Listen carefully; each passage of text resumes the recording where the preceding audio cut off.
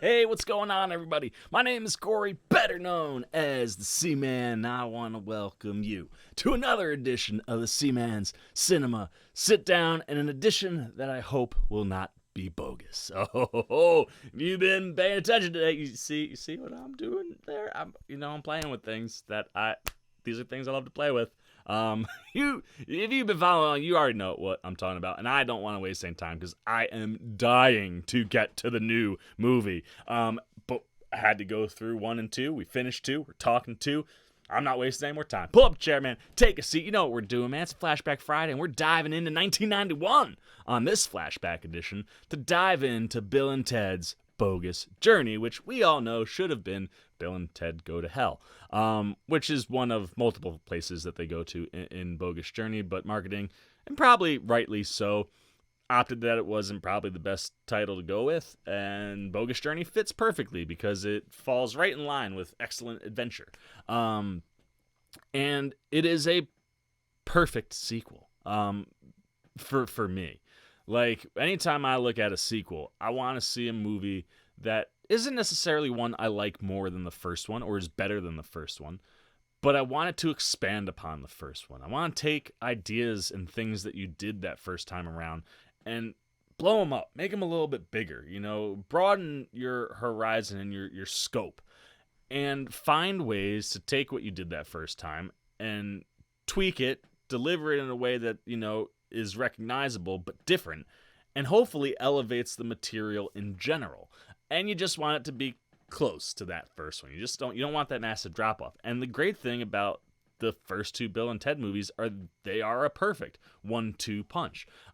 They are right next to each other. I mean, depending on the day, depending on which one I've watched most recently, Excellent Adventure might be my favorite, Bogus Journey might be my favorite, because they do so many of the same things, but in ways that are slightly different, so that you're getting to have a different perspective of things that you know. And Bogus Journey just does that so well, like the first adventure was about learning, and granted, Bill and Ted learn in all these movies, as they travel around through time.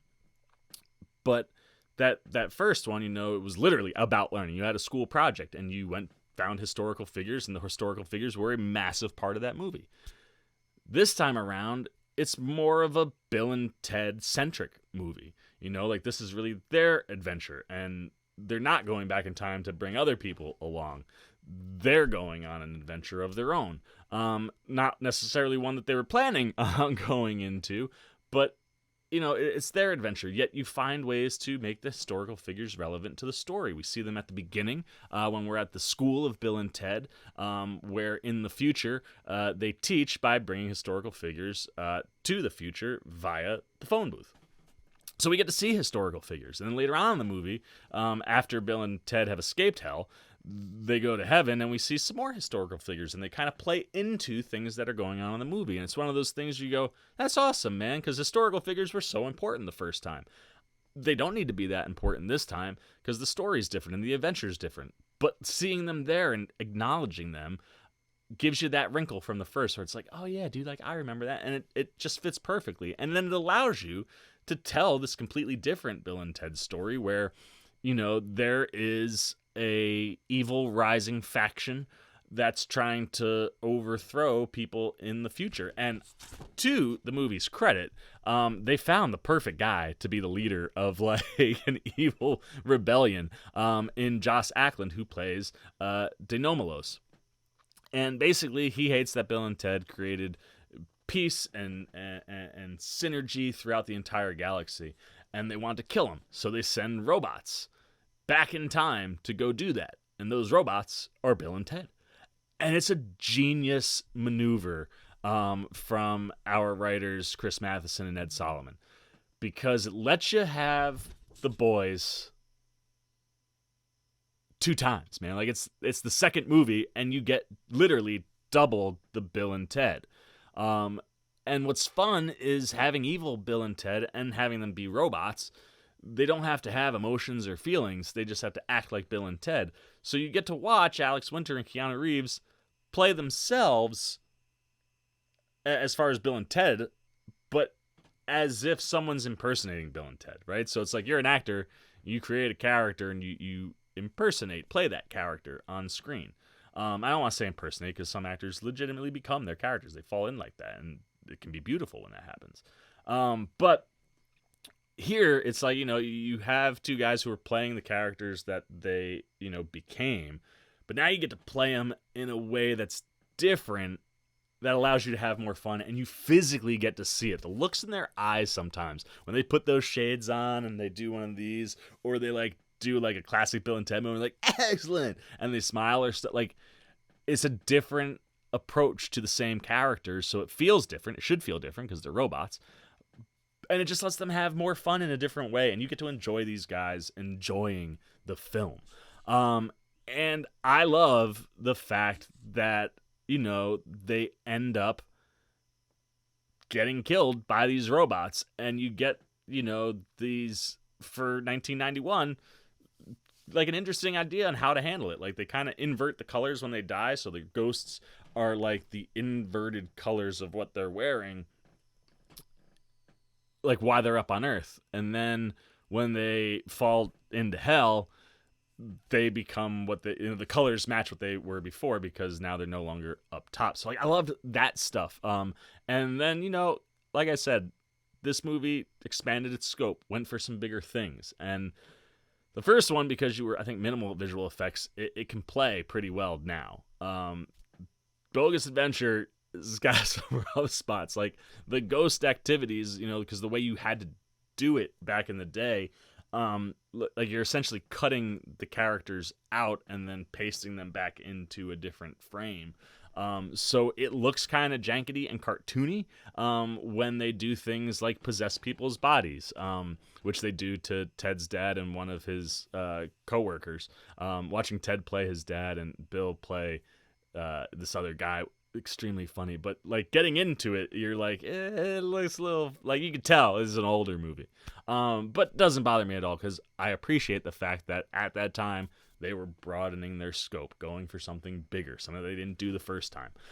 And that stuff, ends up working pretty well. And the other thing that works really well in this movie is the relationship between Bill, Ted, and Death. Yes, the addition of William Sadler was such an excellent addition. He's spot perfect as Death, and watching him, pop up, and they're like, no, we can't go. He's like, you could cheat, Death, but you gotta play me in the game.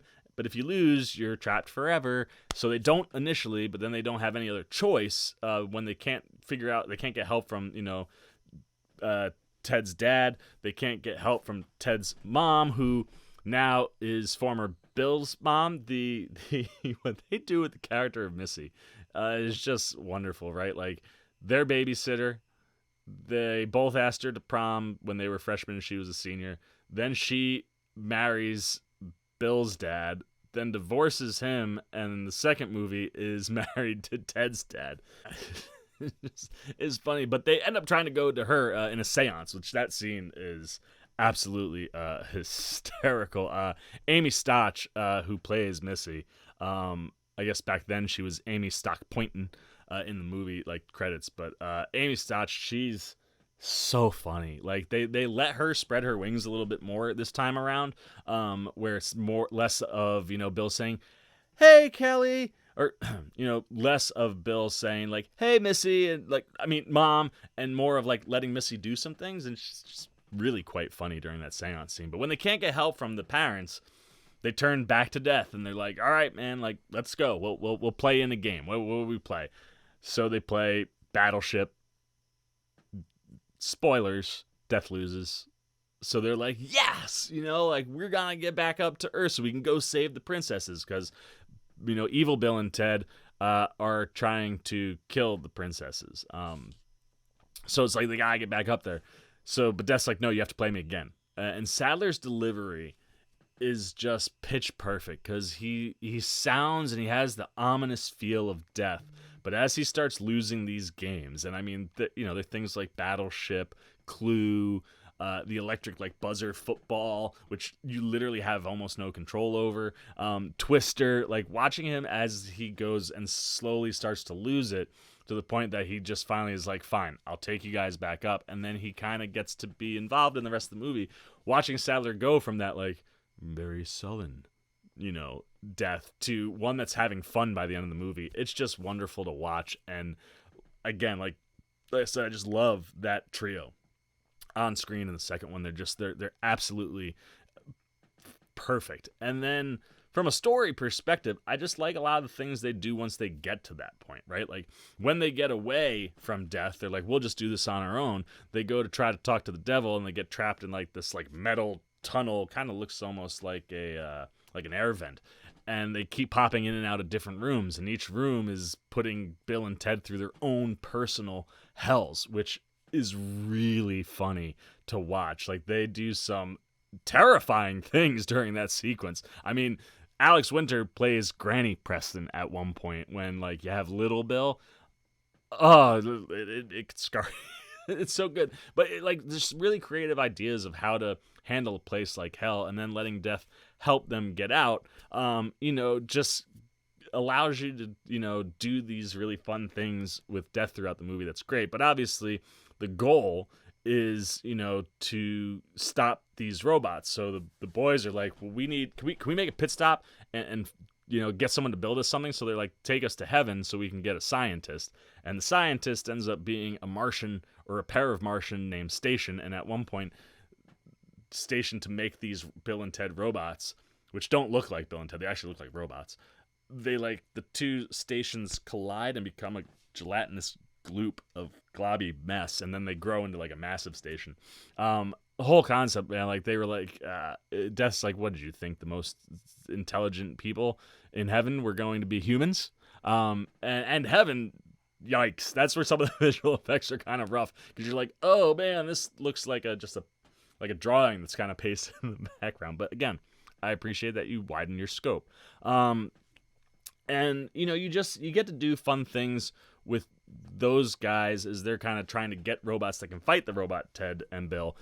But Robot Ted and Bill are hysterical too. And what's great is one of those things I loved in the first one is when the boys are in the knight's armor and they start like having a Star Wars moment. And this movie, again, does not shy away from pop culture and specifically nerd culture. It's one of those things where it's like Bill and Ted play in so many realms, they're like surfer Cali bros that are cool kids at school. Like, people like them and they play music and stuff, but they're also like hardcore nerds. And this movie there's a moment in this movie where like you're watching them watch Star Trek, which is great. But that whole bit with Star Wars in the first one, it like literally just stops the movie, and Bill and Ted just do a thing because Bill and Ted like to do a thing. And they do that with the evil robots, where they figure out that they can take their heads off, and in Bill and Ted's apartment, which they're trashing, they can kind of play basketball with their heads. And it's an absolutely hysterical scene, to the point that Denomalos like calls in through their eyeballs, which is also funny. But he calls in and is like, stop messing around. And it's like, that's literally what was happening in the first movie. Like, they stopped the movie to let Bill and Ted mess around. They do it here with evil Bill and Ted, and the whole sequence is just hysterical. And I love all of that. And then, the movie climaxes with that Battle of the Bands, where this is the moment where Bill and Ted play at Battle of the Bands, and then they give a speech, and that launches the uniting of the entire universe and galaxy. And, the Rufus at one point is like, everything just lines up. And once again, while we're mentioning Rufus, George Carlin, pitch perfect, shows up at the front, shows up at the back. Both instances, you're like, God, I love when this guy's on camera. And he's wonderful as always. But the showdown at the Battle of Bands is a ton of fun. This is supposed to be the moment, and you got these robots trying to stop him. Then we got these other robots, which are also like dancing robots. And then you end up having this massive, showdown. And then once that's all over, and it's super fun to watch like go down. It brings everybody in. Denomalos shows up, and so does Rufus. And the Rufus reveal at the end of the movie is c'est magnifique, because he gets stuck on the phone booth, and by the time they land, the evil Bill and Ted, no Rufus to be found. So when you get that reveal at the end, you're like, oh, genius, because there's no way that this wouldn't have happened unless Rufus was around. But the best part, though, is that Bill and Ted jump in time with the girls to go learn how to play music, because they're like getting ready, like they've done this whole thing and it looks like this big theatrical production that happens on stage, and now it's time for music, and they're like, maybe we should learn how to play music, dude. And they go off and they end up marrying the girls, having kids. Earlier in the movie, you see them propose to the girls, and it's a really, really sweet moment. And again, that in-syncness of Bill and Ted is present, and it's just wonderful. But then when you get to the end of the movie, like, they go off and they, spend time learning how to be awesome musicians. And clearly, while spending that time, they, had a family. So you see little Bill and little Ted. Now, what's funny is back then you figured that was a little boy and a little boy. Knowing what we're getting in Bill and Ted Face the Music with their daughters, that's those daughters. Which, like, when it hits, you're like, oh yeah, that's right. I forgot they showed the kids at the end of the second one. But they go to become amazing musicians, and when they show up, they've got, like, Bill's got this ridiculously crazy long, like, blonde rocker beard, and Keanu's got, like, a different haircut and, like, this, like, ridiculous pencil spun mustache and, like, this little like, chin bit. Just, they look hysterical, and then they rock.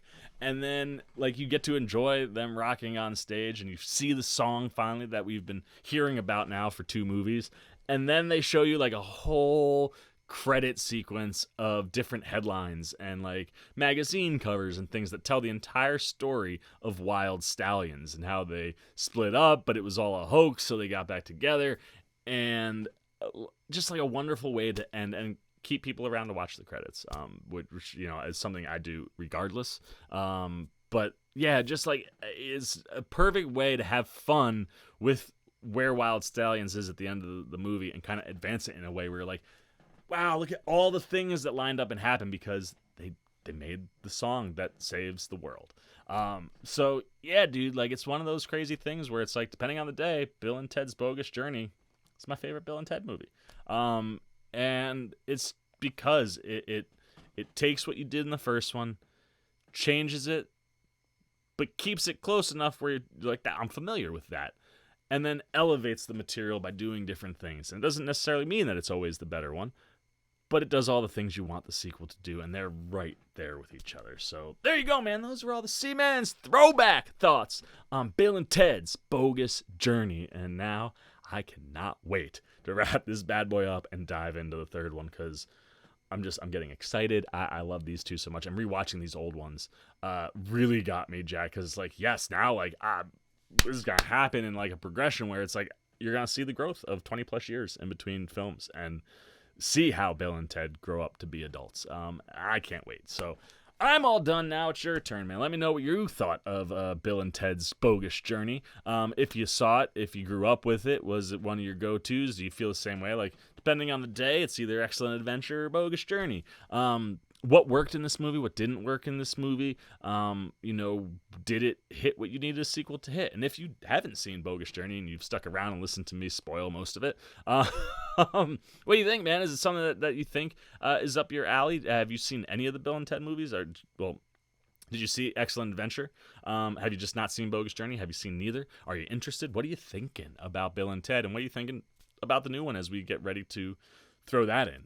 Anything you're thinking about Bill and Ted, down below in the comments. I look forward to talking to you guys down there. And as always, if you enjoyed this video, please give me a thumbs up. And if you're new, you want to come hang out with the Seaman as we approach Bill and Ted Face the Music, you want to be here for that, have me pop up in your feed, maybe just show a little love and support because you like what we're doing over here.